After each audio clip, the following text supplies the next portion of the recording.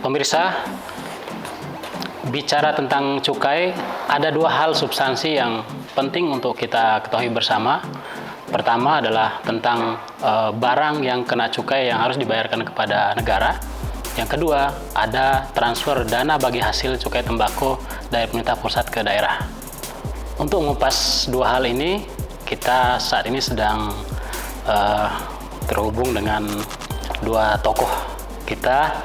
Ada Pak Kadis Kominfotik Provinsi NTB, Pak Dr. Najumuddin Ami. Iya. Selamat pagi, Pak. Pagi, assalamualaikum semuanya. Yang kedua ada Kepala Seksi Kepatuhan Internal dan Penyuluhan Bea Cukai Mataram, Pak Adi Cahyono. Selamat pagi, Pak. Adi Cahyanto. Adi Cahyanto ya. Oke, terima kasih. Assalamualaikum. Oke, waalaikumsalam warahmatullahi wabarakatuh. Sehat, Pak, berdua? Alhamdulillah. Ya. Mungkin saya mulai dengan Pak Adi Cahyanto. Ada hal-hal mendasar yang mungkin orang sudah ketahui tapi perlu untuk diingatkan terus tentang apa itu pentingnya cukai tembakau dan kriteria barang-barang yang kena cukai dan kenapa harus penting orang untuk membayar cukai tembakau, cukai itu, barang kena cukai itu ya. Silakan Pak Adi. Ya. Izin saya duluan Pak Kadis. Jadi cukai ini sebenarnya sama dengan pajak. Ya. Jadi pungutan negara dalam bentuk cukai. Nah, kenapa dikenakan cukai? Karena memenuhi syarat-syarat atau kriteria-kriteria tertentu. Jadi nanti namanya disebut barang kena cukai. Ya. Nah, tujuan dari dipungutnya cukai ini sebagai pengendali konsumsi. Karena jika konsumsinya tidak dikendalikan bisa menimbulkan dampak yang tidak baik bagi kesehatan maupun bagi lingkungan. Ya. Nah, adapun kriteria atau karakteristik dari barang kena cukai yang ada saat ini, kalau dari jenis barangnya mungkin perlu saya sampaikan juga saat ini ada tiga. Yang jenis. Pertama etil alkohol atau etanol, yang kedua minuman mengandung etil alkohol atau kita mungkin lebih mengenalnya dengan minuman keras, miras, dan yang ketiga hasil tembakau. Nah, karakteristik dari barang kena cukai ini yang pertama konsumsinya perlu dikendalikan. Jadi ketika konsumsinya tidak dikendalikan akan ada dampak buruknya, makanya harus dikendalikan. Jadi tidak sembarangan orang boleh mengkonsumsi. Kemudian yang kedua peredarannya perlu diawasi. Jadi walaupun dia sudah punya izin, ketika akan diedarkan nanti dia masih perlu dilakukan pengawasan. Jadi kemana titik-titik edarnya atau distribusinya itu masih perlu dilakukan pengawasan. Kemudian yang ketiga, pemakaiannya atau konsumsinya ini juga dapat menimbulkan dampak negatif baik bagi kesehatan maupun bagi lingkungan. Contoh tadi dari rokok misalnya. Rokok ketika dikonsumsi secara sembarangan tentunya akan mengganggu orang di sekitarnya dan juga mengganggu bagi lingkungan. Kemudian karakteristik yang terakhir yaitu pemakaiannya juga perlu pembebanan pungutan negara untuk keadilan dan keseimbangan. Jadi mungkin orang mengenal cukai ini dulu istilahnya pajak dosa. Kita yang merokok enak, nikmat. Tapi yang kena dampak. Tapi yang sekitarnya kena dampaknya, kena asapnya, sakit ataupun yang lain. Nah, kompensasi yang diberikan oleh si perokok tadi itulah cukai yang dibayarkan ke negara. Jadi cukainya dibayarkannya dengan cara dia membeli rokok yang ada pita cukainya. Nah, masuknya ke negara. Negara kemudian nanti akan menggunakan ini untuk membantu ketika orang yang terkena dampak dari rokok tadi perlu misalnya perawatan di rumah sakit atau di puskesmas sehingga bisa terkompensasi atas dosa yang dilakukan oleh si perokok tadi. Istilahnya dulu namanya pajak dosa. Pajak dosa biar lebih mudah dipahami mungkin. Karena mengilustrasikannya lebih mudah, Mas. Kalau cukai mungkin orang agak sulit, tapi dulu istilahnya pajak dosa. Jadi atas kenikmatan yang Anda dapatkan bagi si perokok itu dosa Anda, maka Anda harus membayar pajaknya. Siap. Itu, Mas. Nah, terkait mekanisme mungkin tadi ada kewajiban untuk membayar cukai. Nah, terkait mekanisme pembayaran ya, apakah terkonversi langsung dengan orang beli rokok misalnya, apakah itu langsung terkonversi dengan pembayaran cukai atau seperti apa mekanisme yang di luar termasuk di luar ada tiga mekanisme, Mas, untuk cukai ini. Jadi Yang pertama dengan pembayaran langsung. Ya. Jadi ketika dia produksi dia langsung bayar. Ini untuk jenis barang kena cukai etil alkohol. Kayak minuman tadi ya. Dan minuman. Ya. Ya.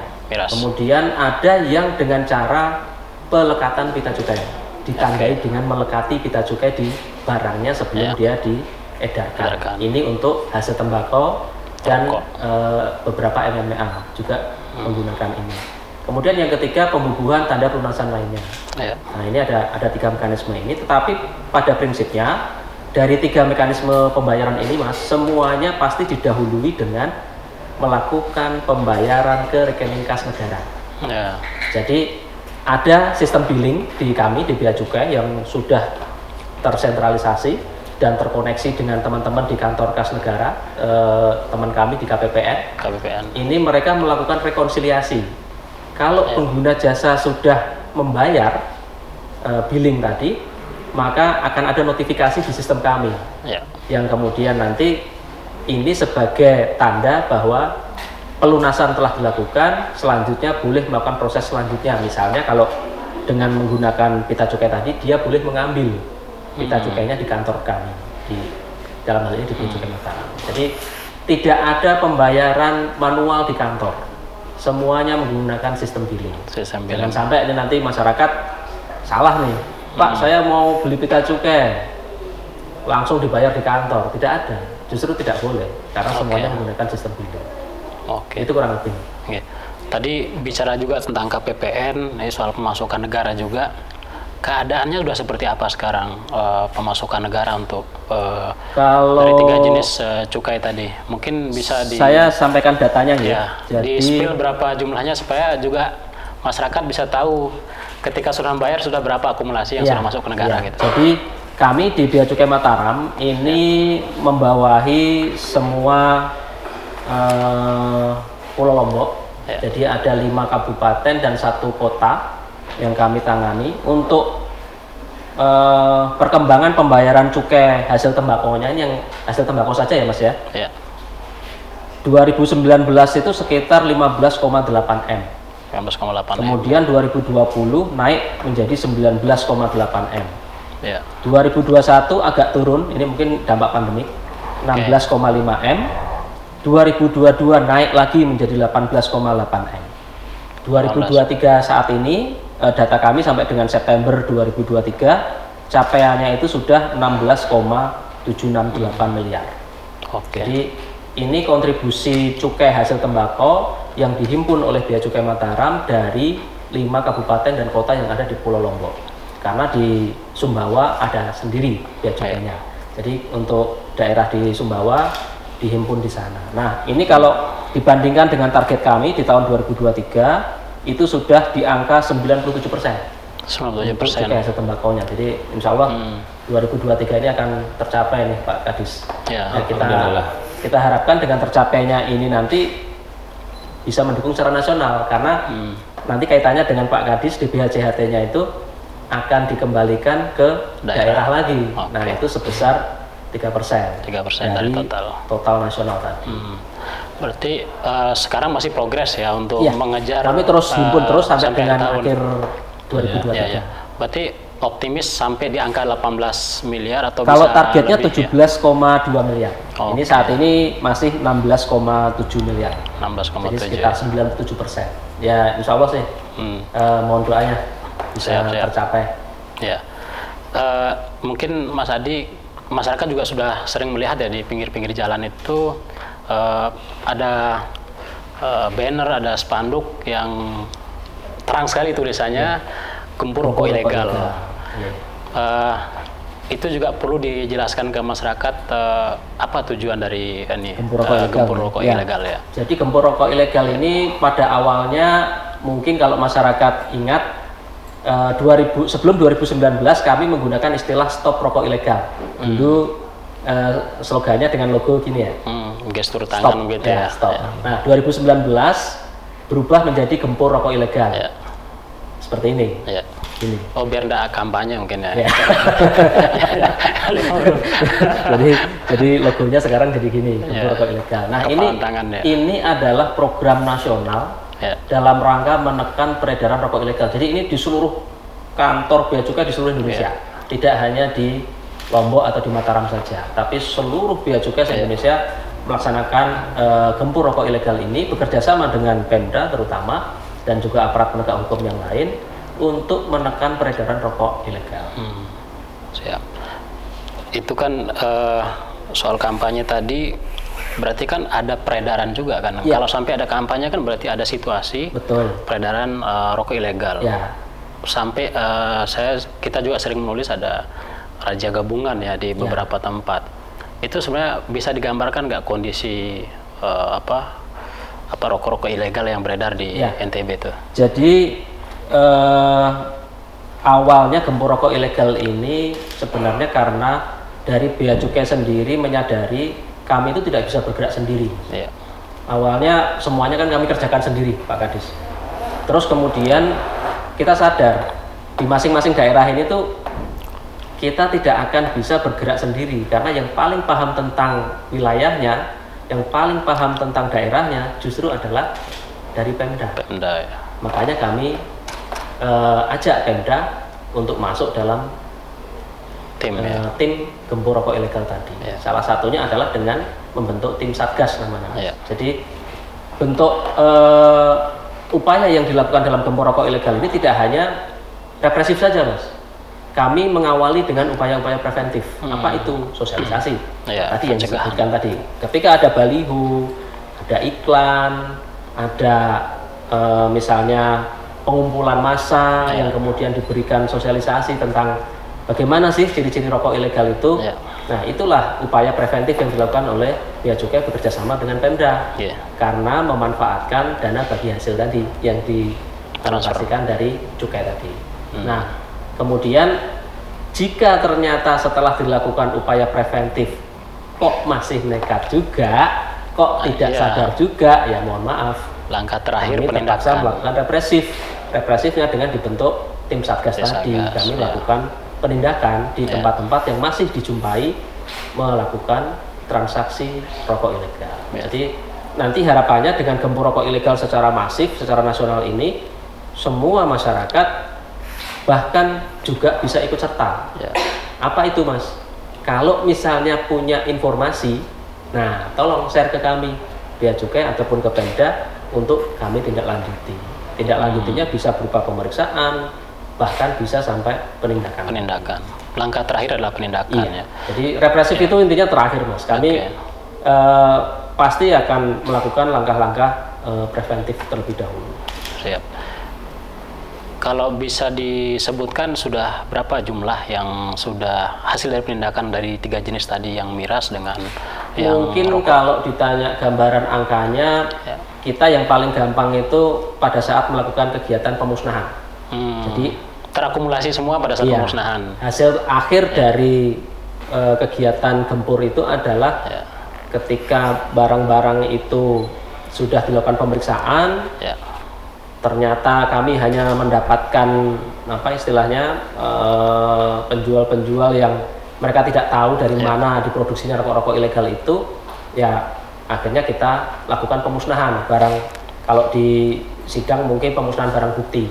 Nah, ini barang buktinya itu berupa rokok. Jadi kalau masyarakat mengira rokoknya setelah disita kemana, jangan-jangan dijual. Enggak, bukan dijual. Tugas bea cukainya terus. Kita disuruh pemusnahannya maksudnya dikonsumsi di rokok sampai mabuk nanti. Ya, jadi rokok itu nanti endingnya akan kami lakukan pemusnahan. Silahkan dikonfirmasi di TPA Kebun Kongo. Kami sering membuang sisa pemusnahannya di sana. Dan kalau dilihat dari angkanya, memang di tahun 2023 ini terjadi peningkatan signifikan. Dulu di 2022 kami melakukan pemusnahan sekitar bulan November akhir tahun. Artinya itu hampir merupakan kumulasi dari penindakan dari Januari sampai dengan November. Itu hanya 1,3 juta batang. Kemarin di bulan Juli 2023 itu sudah naik menjadi sekitar 6,3 juta. Jadi secara jumlah barang itu sudah naik. Artinya nilai barang pun kalau kita hitung tentunya ada peningkatan. Dampak negatifnya karena ini ilegal, berarti ada potensi penerimaan negara yang hilang. Bertambah dari sekitar mungkin 1 miliar, kalau jumlah barangnya sekitar 1 jutaan tadi, ketika naik menjadi 6 jutaan, mungkin sekarang kerugian negaranya bisa naik sampai lebih dari 1 miliar. 1 miliar. Sebagai gambarannya seperti itu. Ya. Nanti kita kupas lagi soal kerugian negara itu. Mungkin kita bergeser sedikit ke Pemprov NTB yang diwakili oleh Pak Najam. Mungkin kita akan bicara pemanfaatan DBH-CHT. Tadi berulang kali Pak Adi juga nyebut ada transfer juga dari pusat ke daerah hasil dari akumulasi cukai itu. Nah, mungkin Pak Najam bisa memberikan gambaran apa yang sudah dilakukan Pemprov NTB untuk pemanfaatan DBH-CHT untuk tahun 2023 nih Pak. Ya, terima kasih Mas Haris, Mas Adi. Sudah saya jadi tercerahkan juga tadi kan diberikan ini, walaupun kita harus berterima kasih ini kepada para perokok ini. Karena mereka membayar dosanya itu lebih cepat.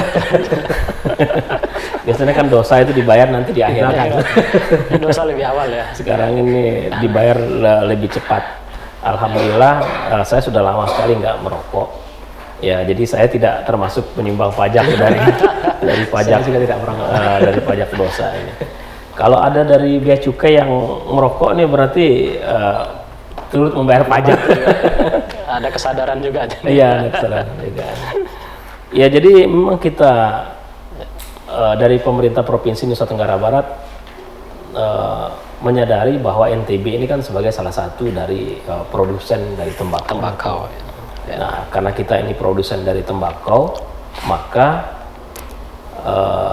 apa yang sudah dikerjakan itu negara kemudian mengembalikannya ya dalam bentuk dana bagi hasil. Nah, sudah disampaikan oleh Mas Adi tadi seperti apa struktur kemudian pembagiannya juga seperti apa, dan upaya yang sudah disampaikan melalui billing bea cukai itu kita sudah lihat per tahunnya itu mengalami peningkatan, penurunan juga pada saat COVID-19, tapi kemudian naik kembali seperti itu. Nah, ini menjadi sumber penerimaan daerah yang harus dimanfaatkan semaksimal mungkin oleh pemerintah Provinsi Nusa Tenggara Barat. Karena kita ini produsen, kadang-kadang kita ini berpikir bahwa apakah kita ini hanya menerima manfaat setiap tahunnya itu hanya sekedar menerima dana bagi hasil saja. Tetapi tidak ada proses industrialisasi di situ, tidak ada proses bagaimana kemanfaatan yang betul-betul menjadi sebuah skema ekonomi ya yang bisa kita sampaikan kepada masyarakat bahwa kita menerima dana bagi hasil, tetapi apa manfaat terbesar yang bisa tetap ada di tengah-tengah masyarakat kita. Maka kita berterima kasih kepada pemerintah pusat melalui dana bagi hasil ini. Sekarang di Motong di Kecamatan Lombok Timur itu kita sudah punya yang disebutkan dengan KIHT atau gedung aglomerasi pabrik hasil tembakau. Ya, tanggal 14 September yang lalu ya sudah diresmikan secara resmi. Ya, gedung aglomerasi ini tentu menjadi pabrik dari hasil tembakau, di mana Lombok Timur memang menjadi produsen tembakau terbesar. Itu alasannya ditempatkan. Ya, itu alasannya ditempatkan di Lombok Timur. Jadi sangat aneh atau sangat niscaya apabila misalnya sekarang ini ada produsen tembakau, ada produk-produk tembakau di situ, tapi kemudian kita tidak punya pabrik pengolahannya, tidak punya pabrik aglomerasinya seperti itu. Maka pemerintah mengembalikannya itu dalam bentuk di situ kemudian ada pabrik di situ pengolahan hasil tembakau itu. Manfaatnya apa? Yang pertama itu tentu kita hajatkan supaya masyarakat di sekitarnya itu sejahtera. Mereka punya produk tembakonya, mereka nanam tembakonya. Ya, kalau kita cerita ke belakang, kita review misalnya itu banyak orang yang sudah sejahtera dari tembakau ini. Sudah umroh, naik haji, ya, bikin infrastruktur perumahannya, apa segala macam semua itu banyak orang-orang menengah dan kaya itu justru dari tembakau itu banyak. ya di Lombok Timur, yang paling banyak di Lombok Tengah, ya, kemudian di Lombok Barat, di KLU. Nah, manfaat yang pertama itu tentu kesejahteraan masyarakat dengan adanya pabrik ini. Yang kedua itu secara tidak sadar kan ada lapangan pekerjaan di situ. Jadi penyerapan tenaga kerjanya di situ akan terjadi dengan adanya pabrik pengolahan hasil tembakau ini. Nah, sekaligus dengan adanya pabrik hasil tembakau ini, maka yang disebutkan oleh Mas Adi tadi itu kita bisa menekan ya peredaran rokok ilegal itu. Memang kalau saya lihat, ini pengalaman saya nih Mas Aris, pengalaman saya ini waktu jadi Kasat Pol PP itu, saya lihat itu yang di Bima, yang di Lombok Timur, bahkan yang di Sumbawa, yang di KSB dan Lombok Utara, itu ini kan home industry sebenarnya itu. Kayak di Sumbawa itu ada pabrik rokok Rinjani ya, Mako itu Rinjani itu ternyata industri rumahan, tetapi karena dia itu ada izinnya dari Dinas Perdagangan, kemudian ada pita cukainya itu dari bea cukai, itu manfaatnya dirasakan apa? Ibu-ibu di sekitar home industry itu bekerja, mereka itu siang malam bekerja untuk ini.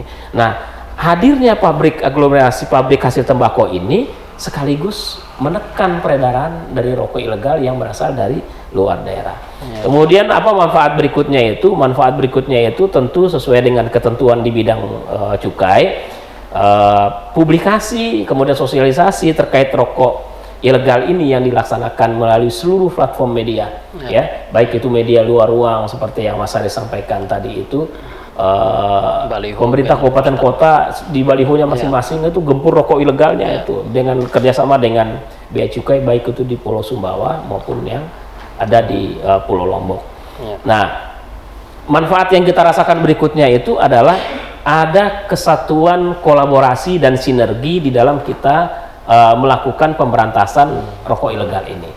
Jadi kalau sebelumnya itu manfaat infrastruktur yang kita dapatkan, kemudian kita masif melakukan publikasi dan sosialisasi, tetapi di sini ada satgas, ya. Jadi pemerintah provinsi ini memiliki satgas penanganan atau pemberantasan rokok ilegal ini. Satgas ini kemudian dilaksanakan penegakan hukumnya di Satuan Polisi Pamong Praja. Di sana seluruh elemen dan stakeholder ada di situ. Ada TNI, ada Polri, ada Kejaksaan, ada kemudian dari Bea Cukai, kemudian dari kabupaten kota juga terlibat. Dinas instansi terkait juga terlibat, Dinas Perdagangan, Dinas Perindustrian, Biro Ekonomi, Biro Hukum.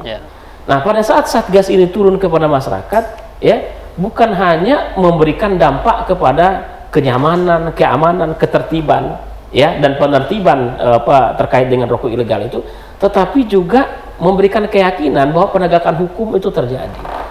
Ya, kita bayangkan Mas Aris kalau misalnya Kejaksaan, TNI, Polri, Bea Cukai, ya turun secara bersama-sama dengan Satpol PP, dengan dinas-dinas provinsi ini bekerja sama dengan dinas kabupaten kota, artinya negara hadir, dengan perangkat yang ada, regulasi masing-masing. Nah, secara tidak sadar pada saat itu kita memberikan edukasi, pencerdasan, pencerahan kepada masyarakat, bukan hanya pada persoalan rokok ilegal, tapi pada persoalan juga bahaya orang merokok, ya, pada persoalan bagaimana mengurus izin, pada persoalan bagaimana kalau misalnya ada warga yang terkena penindakan hukum, ya, penyitaan barang segala macam. Nah, secara tidak sadar ini edukasi, pencerahan, dan bagaimana kita lakukan pencerahan kepada masyarakat itu dilakukan secara sinergi, berkolaborasi dengan seluruh mitra dan stakeholder yang ada di Provinsi Nusa Tenggara Barat. Nah, ini manfaat yang betul-betul kita bisa rasakan, ya, terkait dengan adanya dana bagi hasil dari cukai hasil tembakau ini. Seperti itu, Mas Aris.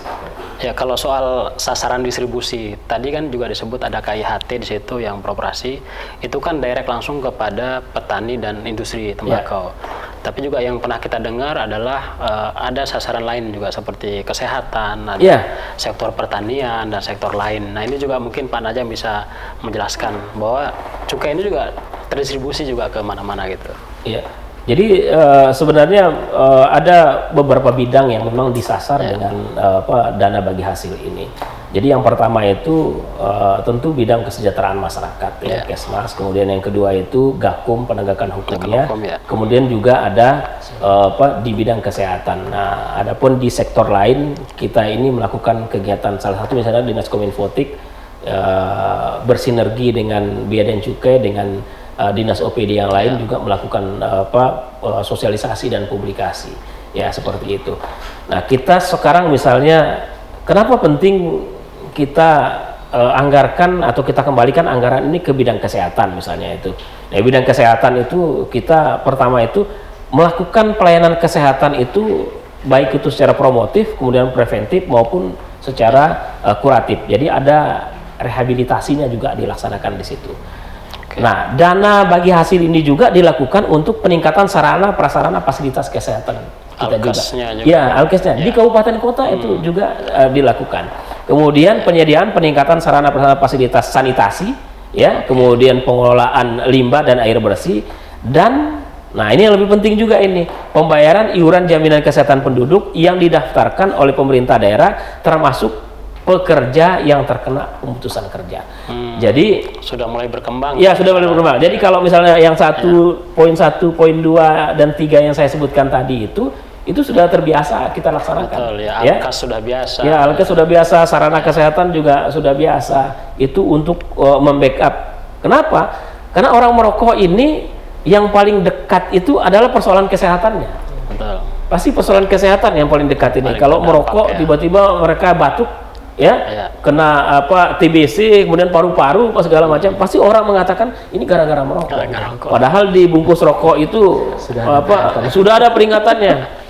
Ya, rokok tapi masih itu membunuhmu, gitu kan? Ya, saya pikir cinta aja yang membunuh itu. Ternyata rokok itu membunuhmu, itu salah, judul lagunya berarti salah itu. Nah, seperti itu. Nah, yang poin 4 yang paling penting, Mas Aris, saya sampaikan itu.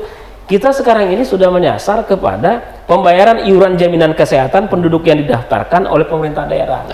Ya, ada penduduk yang jaminan kesehatannya yang tidak tercover melalui anggaran pendapatan belanja daerah yang lain. Dengan adanya ini, karena ini adalah jaminan kesehatan, kemudian bisa di-cover dari ini, termasuk kalau tiba-tiba ada pekerja yang BPHK segala macam itu, dana bagi hasil ini bisa dipakai untuk menghadirkan kemanfaatan bagi mereka itu supaya jangan sampai putus asa. Saya sudah tidak bekerja lagi, BPJS ketenagakerjaannya tidak berlaku, maka dengan ini pemerintah provinsi dan pemerintah daerah bisa memanfaatkan untuk dana bagi hasil. Nah, itu terkait dengan kesehatan. Nah, kalau terkait dengan bidang kesejahteraan masyarakat, meningkatkan kualitas bahan baku. Jadi kan kita ini punya produk, Dinas Perindustrian dan Dinas Perdagangan itu, ya, dia daftar, kemudian itu kan pendaftarannya ada di sana di kabupaten kota. Mereka datang gitu loh, datang ke sana, gimana supaya kualitas tembakonya itu betul-betul terbaik. Nah, termasuk juga misalnya itu pembinaan industri. Kadang-kadang kita itu kalau Mas Aris lihat di pasar itu kan ada tembakau yang ini semua itu pakai tumpi, pakai tumpi, pakai apa semua. Orang kurang tertarik. Nah, peran dari Dinas Perdagangan, Dinas Perindustrian, Balai Kemasan itu bagaimana caranya packingnya itu. Nah, coba kita lihat sekarang ini. Kalau misalnya yang dari produk luar itu packingnya bagus sekali itu. Orang itu sebenarnya lebih kepada melihat bagus packingnya itu, ya padahal isinya sama saja. Padahal kata orang itu, ini kata orang yang merokok ini, kata orang yang merokok itu, ya kualitas tembakau dan rasa tembakau Lombok itu lebih yahut, lebih maknyus daripada kualitas tembakau yang berasal dari luar. Mungkin karena faktor tanahnya, faktor airnya, atau faktor yang lainnya, ya, cuacanya yang ada di sini itu yang menyebabkan. Tapi karena kemasan kita itu yang kurang menarik, ya. Nah, itulah tugas kesejahteraan masyarakat yang dilakukan oleh Dinas Perindustrian itu, termasuk juga pembinaan lingkungan sosial. Nah, apa itu pembinaan lingkungan sosial itu adalah melakukan pemberian bantuan berupa pembayaran iuran jaminan perlindungan produksi tembakau bagi petani tembakau dan peningkatan keterampilan kerja. Jadi kalau kemarin bagaimana cara packingnya diajarkan caranya. Nah, kemudian mereka juga diberikan perlindungan kerja. Kenapa? Karena di home industry itu tidak dianggap sebagai bekerja di pabrik. Nah, sekarang masuk. Bagaimanapun juga mereka kan angkatan kerja, tenaga kerja yang dipekerjakan oleh pihak yang memiliki perusahaan ya tembakau yang ada di baik itu yang ada di Lombok Timur yang terbesar itu maupun di kabupaten kota yang lainnya itu. Nah, ini paling tidak Mas Aris sebagai gambaran bahwa pengembangan yang dilakukan oleh Pemprov NTB ini dalam konteks kesejahteraan masyarakat dan kesehatan itu adalah keniscayaan yang harus dilakukan. Persoalan kesehatan menjadi penting. DBHCHT ini berasal dari pajak atau cukai tembakau. Tembakau ini kalau kemudian sudah jadi rokok itu kemudian bukan hanya ya menimbulkan penyakit secara medis ya kepada perokoknya, tetapi juga kepada lingkungan sekitarnya. Maka ya pembinaan kesehatan tetap harus dilakukan ya, baik itu secara promotif, kemudian itu secara kuratif, dan rehabilitasi lingkungan juga harus dilakukan terkait dengan ini. Nah, ini harus sinergi kita lakukan supaya peran dari pemerintah provinsi, pemerintah daerah ini, negara dan pemerintah hadir dengan adanya DBHCHT. Iya, menarik Pak.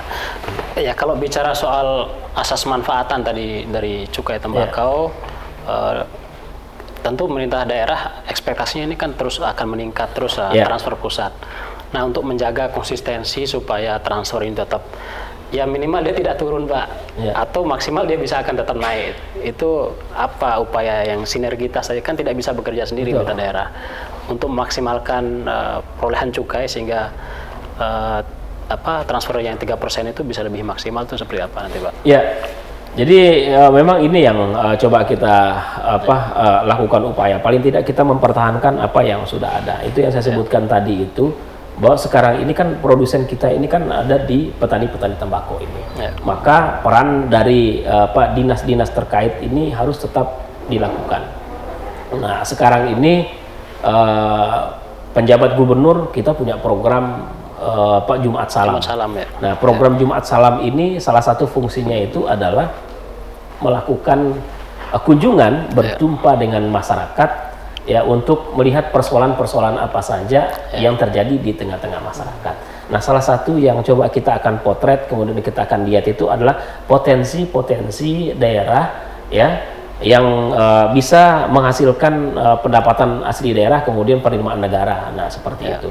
Nah, mungkin harus dilakukan diversifikasi. Sekarang ini Dinas Perdagangan ya, kemudian Dinas Pertanian juga melakukan itu. Nah, kita melihat dari Dinas Pertanian itu ya juga melakukan upaya-upaya supaya produksi hasil tembakau kita ini sudah mulai semakin ditingkatkan kualitasnya.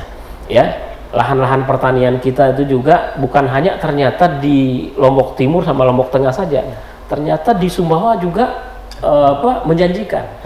Ya, ternyata di Kabupaten Bima juga menjanjikan. Banyak orang yang di Kabupaten Sumbawa itu pada saat kita tanya, ini lahan punya sendiri? Bukan, kami sewakan.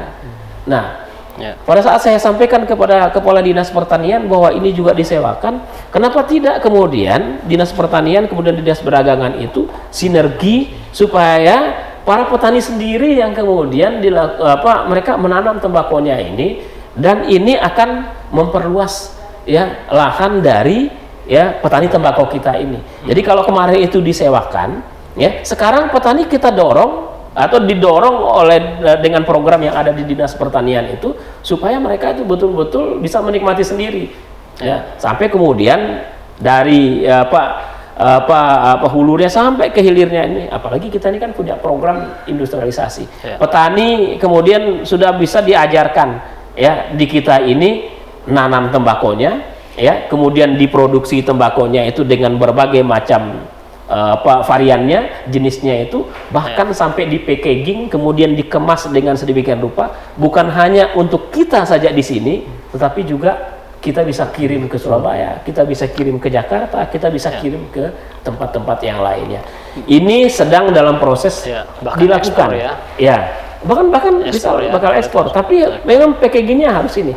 Nah, kita sudah punya modal untuk itu, kita sudah punya kapital, bahkan energi untuk melakukan itu. Tinggal sekarang ya ini harus dilakukan secara kontinu. Saya lihat dinas perindustrian getol, saya lihat dinas perdagangan juga melakukan kegiatan itu. Bahkan salah satu resume kemudian rekomendasi yang kami berikan itu pada saat kami turun dengan Mas Adi itu untuk melakukan pemberantasan itu adalah mempermudah izin di dinas perdagangan bagi petani yang ingin mendapatkan izin usaha. Izin usaha. Jadi dia mau naikkan grade kapasitasnya. Kemarin dia hanya petani punya 2-3 petak. Kemudian dibilang susah sekali izin ini 3 bulan apa segala macam. Nah, salah satu rekomendasi kami pada saat rakor dulu itu adalah dengan seluruh kabupaten kota itu adalah kita bilang kepada Pak Bupati, kepada Pak Wali Kota supaya izin di dinas perdagangan, karena ini kan ada di kabupaten ini, supaya dipermudah izinnya. Ada yang katanya izinnya sampai 3 bulan. Kan lama sekali itu. Kalau bisa kalau bisa izinnya sebentar aja, kan hanya peninjauan, kemudian dapat rekomendasi dari Bea Cukai, selesai. Nah, kalau saya tanya ke Bea dan Cukai, izin cukainya itu cepat. Yang penting mereka sudah ada izin dari dinas perdagangan kabupatennya, ajukan ke Bea Cukai, mereka cepat mendapatkan pita cukai untuk dilekatkan kepada produknya itu. Jadi dia bisa meningkatkan taraf hidup sebenarnya. Nah, kalau ini bisa bergerak semuanya, insya Allah luasan lahan petani tembakau kita itu bisa dipertahankan, bahkan kemudian bisa diperluas di seluruh kabupaten kota, karena saya lihat di seluruh kabupaten kota kita di NTB ini sangat memungkinkan untuk ditanam tembakau nih, sangat dimungkinkan. Tinggal sekarang bagaimana ada pengolahannya, ada home industrinya. Di Lombok Timur kita sudah ada pabrik pengolahan hasil tembakonya. Nah, kemudian ini bisa menjadi produk yang bisa masuk ke swalayan, bisa masuk ke mall, bisa kemudian kita ekspor, bisa juga kita ke provinsi-provinsi yang lain. Nah, dengan gerakan seperti ini, Mas Haris, saya pikir DBHCHT kita ini akan bisa lebih meningkat lagi. Kalau misalnya standar-standar saja, ya mungkin bisa menurun, tapi juga bisa statis saja seperti itu. Sebelum kita tutup, mungkin kita kembali ke Pak Adi dulu. Tadi kan Pak Najam selalu mengungkap soal sinergitas dengan cukai dan stakeholder yang lain. Ini kan berkaitan dengan kemampuan daerah untuk bisa maksimalkan pendapatan, supaya nanti feedback berupa transfer juga tinggi. Apa harapan dari Bea Cukai supaya sinergi ini bisa dipertahankan atau ditingkatkan? Mungkin. Jadi sekalian memperjelas tadi yang disampaikan Pak Kadis tadi ya, Mas Haris. Jadi angka DBHCHT untuk NTB tahun 2023 ini mencapai 473 miliar. 400. Dan itu naik 100 miliar dibandingkan tahun 2022. Nah, kalau kita bicara formulasinya, Mas, angka itu merupakan 3% dari total penerimaan cukai hasil tembakau tadi. Terus bagaimana cara mengalokasinya ke daerah-daerah? Apakah setiap daerah langsung dapat begitu saja? Tidak. Yang dapat itu adalah daerah-daerah yang punya kontribusi cukai, yang tadi disampaikan Pak Kadis, kalau dia pesan pita cukai ke Bea Cukai, plus daerah yang punya produksi tembakau. Nah, keunggulannya Nusa Tenggara Barat di sini. Kalau kita lihat tadi angka yang saya sampaikan di awal tadi, angka penerimaan cukai dari tahun ke tahun itu masih di kisaran puluhan miliar. Tadi ada yang 15, ada yang 19, ada yang 16, ada yang 18, tahun ini sudah 16. Masih puluhan miliar. Tetapi DBHCHT-nya yang kembali Pak Kadis, sampai 473 miliar. Nah, ini yang seharusnya dimanfaatkan betul oleh Pemda, baik Provinsi Nusa Tenggara Barat maupun kabupaten kota yang ada di Nusa Tenggara Barat. Ternyata DBHCHT ini meskipun kontribusi cukainya masih di puluhan miliar, tetapi baliknya lagi yang 3% tadi ternyata sangat besar. Nah, seperti yang disampaikan Pak Kadis tadi, kalau produksi tembakonya minimal dipertahankan, bisa ditambah lagi dengan perluasan lahan tadi yang disampaikan Pak Kadis, atau secara kualitas ditingkatkan sehingga harganya jadi mahal, Mas Haris. Nah, ini kemudian harapannya dengan sudah mulai berkembang home industri, dipermudah lagi tadi dengan perizinannya sehingga mereka akhirnya bisa menjadi produsen-produsen yang legal, karena begitu legal kan nanti nambah lagi pita cukai yang dipesan juga, belum lagi yang APHT tadi Mas, yang pabrik. Ini juga harapannya akan semakin menambah produksi rokok ataupun hasil tembakonya, yang ujungnya nanti mereka akan melakukan pemesanan pita cukai ke bea cukai. Nah, akhirnya naiklah penerimaan ini tidak lagi di angka puluhan miliar lagi. Sehingga nanti dua formulasi ini akan semakin meningkat. Dari cukainya bertambah, produksi tembakonya pun bertambah. Nah, ini yang transfer pusat pun akan naik nanti lagi. Jadi kenapa kita dorong betul sinergi ini Mas Haris antara bea cukai dengan Pemda, ya akhirnya kita sama-sama menyadari bahwa ini tidak mungkin kita lakukan masing-masing. Pemda mau melakukan sendiri, tetapi cukainya aja ada di bea cukai. Karena regulasi juga cukai. Pembinaan para petani tembakonya betul di Pemda. Tetapi ketika kemudian tidak ada izin, jadi ilegal Mas Haris. Tidak ada penerimaan negara yang masuk. Nah, bea cukai sendiri juga di sisi kami tidak bisa masuk ke petani-petani tembakau dalam hal pembinaan kepada mereka. Nah, inilah ranahnya dari Pemda. Jadi kerjasama ini akhirnya memang menimbulkan sinergi yang luar biasa. Nah, saya membayangkannya nanti kerjasama kita yang paripurna itu dalam bentuk triangle. Ada segitiga. Bea cukai sudah, Pemda sudah, berikutnya siapa? Masyarakat. Masyarakat ini bisa langsung kepada petani tembakau, pengusaha tembakau, atau masyarakat secara luas. Masyarakat secara luas misalnya apa perannya? Mas Haris tahu ada yang jualan rokok ilegal, kasih informasinya ke kami, kasih informasinya ke Pak Kadis, kami akan tindak lanjuti, dilakukan operasi. Maka ini akan semakin mempersempit ruang gerak dari yang mengedarkan rokok ilegal. Semakin sedikit yang ilegal itu beredar, semakin tidak laku, maka memberi kesempatan kepada yang legal untuk bertambah terus. Dengan semakin banyak dikonsumsi yang legal, maka pemesanan pita cukainya pun akan semakin meningkat. Sehingga nanti harapannya DBHJHT-nya juga akan semakin naik. Berarti dorongan yang lebih khusus lagi kepada konsumen juga kan, kalau kesadaran untuk tidak merokok ilegal. Konsumen ini agak sulit. Jadi tadi seperti disampaikan Pak Kadis tadi, rokok ini dirindukan penerimaannya tapi dibenci gara-gara penyakitnya ya Pak Kadis. Jadi di satu sisi kita tadi iklan-iklan merokok membunuhmu itu kan sebenarnya menunjukkan bagaimana kita menjaga supaya masyarakat juga sadar tentang bahaya merokok, tetapi cukainya ditunggu juga Mas, penerimaan negara. Tapi ya kalau kami di bea cukai prinsipnya seperti ini, sepanjang kita masih belum bisa melarang merokok, maka saat ini hal terbaik yang bisa kita lakukan adalah merokoklah yang legal. Karena kalau merokoknya yang ilegal, dosanya dua. Dosa untuk sekitarnya, dosa untuk sekitarnya dan dosa untuk bea cukai karena tidak ada penerimaan negaranya. Tapi kalau dia merokoknya yang legal, minimal dia hanya dosa untuk sekitarnya Mas. Untuk bea cukainya nggak dosa. Gitu ya Pak Kadis. Terima kasih Pak Adi Cahyanto memberikan perspektif yang lengkap tadi, mulai dari angka penerimaan sampai sosialisasi rugem perokok ilegal dan jenis-jenisnya tadi. Nah, mungkin tadi juga disampaikan oleh Pak Adi soal sinergitas dan kolaborasi. Nah, ini juga mungkin ada closing juga dari Pak Najam terkait kolaborasi untuk mencapai angka yang 400 miliar lebih tadi, bahkan bisa naik mungkin. Jadi kalau dari sisi pendekatan government atau pemerintah itu, kita melihatnya begini. Kalau petani itu dia punya satu petak sawah, kemudian dia menanam tembakau.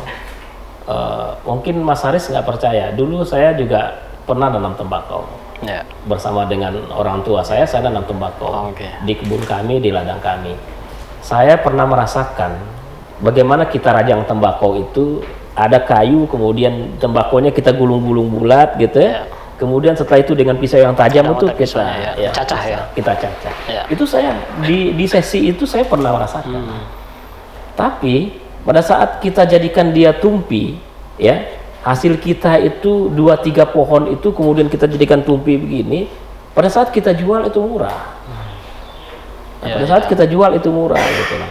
Nah, itu adalah perilaku industri atau perilaku dagang dari petani kita yang hanya pikirannya itu singkat saja. Tanam tembakau, kemudian dijemur, setelah kemudian dijemur itu sudah lembab, kemudian kemudian dikeringkan lagi, baru kemudian setelah itu ditumpi. Hanya sekedarnya saja, baru kemudian dibawa ke pasar.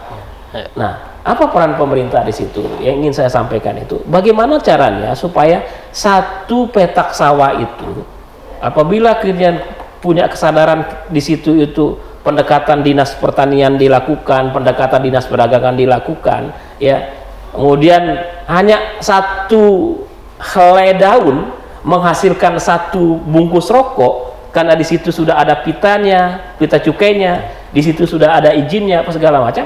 Ternyata ya lebih nilai tambahnya itu lebih tinggi. Kalau kemarin itu misalnya butuh 2-3 pohon dengan beberapa helai itu dijual satu tumpi itu hanya 5.000 saja. Tapi sekarang ini menjualnya itu satu helai, kemudian ada 10 batang atau 12 batang di dalam satu bungkus, ya. Tapi harganya sudah 12.000 bahkan 20.000. Jadi nilai tambah dari menanam tembakau itu yang harus coba dilakukan. Nah, oleh karenanya sekarang ini memang ya untuk meningkatkan pendapatan daerah kita, ya, kemudian dikembalikan lagi itu, ini kan keniscayaan. Sekarang ini kan saya mengatakan mana kebutuhan pokok kita antara makan dengan merokok. Nggak bisa kan? Yang nggak boleh itu, ya, yang nggak boleh itu merokok sambil ngopi, nggak boleh. Ya, nggak boleh bersamaan tuh, nggak boleh, nggak bersamaan. Tapi merokok nggak bisa masuk. Jadi gantian, ya gantian. Coba kalau orang sedang bulan Ramadan ya, bulan puasa, itu saya lihat ya bapak kita itu apa segala macam itu. Ya, puasanya dengan merokok. Ya, puasanya dengan merokok. Nanti itu batal puasanya itu dengan rokok. Baru kemudian makan. Artinya, ya, karena dia itu sebagai sebuah kebutuhan primer, ya, karena dia sudah primer, maka primer ini harus mendatangkan keuntungan bagi kita. Ketimbang misalnya sekarang ini menanam padi itu satu petak misalnya begitu, kemudian menanam padi, setelah itu dijual, setelah itu beli beras. Sekarang ini nanam tembakau satu helai, apabila dia itu punya home industry, ya, kemudian produksinya legal, ya, dia kemudian dijual ke masyarakat sekitarnya, pasti masyarakatnya. Kalau di data penduduk situ, daripada beli di toko, beli aja di tempat kami, ya, 12.000, dengan begitu bisa beli beras, bisa beli kebutuhan yang lain, bisa sekolahkan anak, bisa untuk kesejahteraan yang lain, bangun rumah dan seterusnya, gitu. Nah, disinilah yang kemudian saya katakan itu bahwa ya dengan penerimaan yang 400-an miliar lebih itu, ya, harus kemudian dikembalikan kepada masyarakat itu pada pemulihan kesehatan bagi mereka yang terkena dampak dari asap rokok dan merokok itu sendiri. Tetapi yang kedua itu yang tidak boleh kita nafikan itu adalah bagaimana rokok ini, DBHCHT ini ada pada produktivitas masyarakat kita. Petani kita harus punya home industrinya untuk membuat packaging dari rokok-rokok lokal kita yang berkualitas, yang taste-nya, rasanya itu yang kemudian bisa terus di upgrading, terus ditingkatkan seperti apa ini. Nah, kalau pemerintah sudah hadir seperti itu, memahami seperti itu, maka pemanfaatan dari DBHCHT ini betul-betul untuk masyarakat dikembalikan kepada masyarakat kembali, masyarakat juga disehatkan kembali, prasarana kesehatannya juga dilakukan kembali, sambil kemudian kita berikan pesan kepada masyarakat bahwa patuh dan taat kepada hukum, karena kita berada di dalam sistem bernegara ini harus dilakukan. Jangan gara-gara mereka itu beli rokok ilegal, jual rokok ilegal, kemudian negara menghukum masyarakatnya. Ya, betul. Maka penegakan hukum itu adalah, saya selalu katakan, kesadaran supaya masyarakat itu patuh dan taat kepada hukum, supaya mereka itu tidak dipenjara, mereka itu tidak disita barangnya. Daripada disita barangnya, mendingan beli rokok dari produk legal, mereka juga legal dari sisi negaranya, mereka juga mendapatkan manfaat ya dari sisi ekonomi dan dari sisi produktivitas. Gitu. Jadi kami berterima kasih karena Bea dan Cukai dan multi stakeholder sangat kooperatif dan sangat kolaboratif terkait dengan DBHCAT. Kalau psikologinya kita sudah memahami seperti itu, insya Allah semua sektor bisa kita nanti angkat, kemudian kita ajak untuk lebih bekerja sama, ya, lebih terkolaborasi di dalam kita memanfaatkan dana bagi hasil cukai tembakau. Baik. Ya. Closing statement yang luar biasa dari Pak Dr. Najamuddin Ami, Kadis Kominfo Provinsi NTB. Mungkin ada tambahan Pak, closing sedikit dari izin menyampaikan yang pertama tadi menindaklanjuti yang disampaikan Pak Najam, mempermudah legal, menjadi legal itu mudah. Nah, janji layanan kami untuk pengurusan namanya NPPBKC, nomor pokok pengurusan barang kena cukai, ini hanya 8 hari. 8 hari ya, ternyata bukan 3 bulan Pak ya. Iya, iya.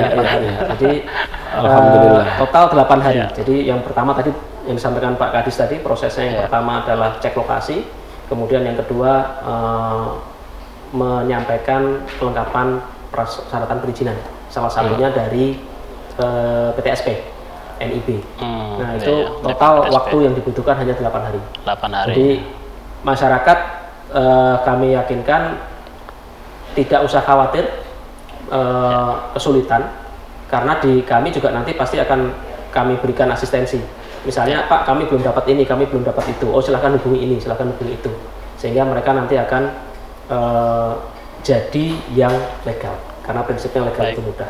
Dan kalau ada yang membawa nama bea cukai menyatakan kami bisa bantu ini, bantu itu, ini tolong juga masyarakat untuk berhati-hati.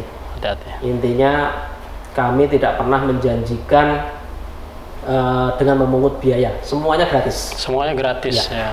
Jadi proses untuk NPPBKC ini hanya tidak dipungut biaya. 8 hari dan gratis. Iya. Semuanya. Sepanjang kami cek lokasi sudah sesuai, kemudian persyaratannya semuanya ada, tanpa biaya NPPBKC itu akan kami serahkan kepada calon pengusaha barang kena cukai.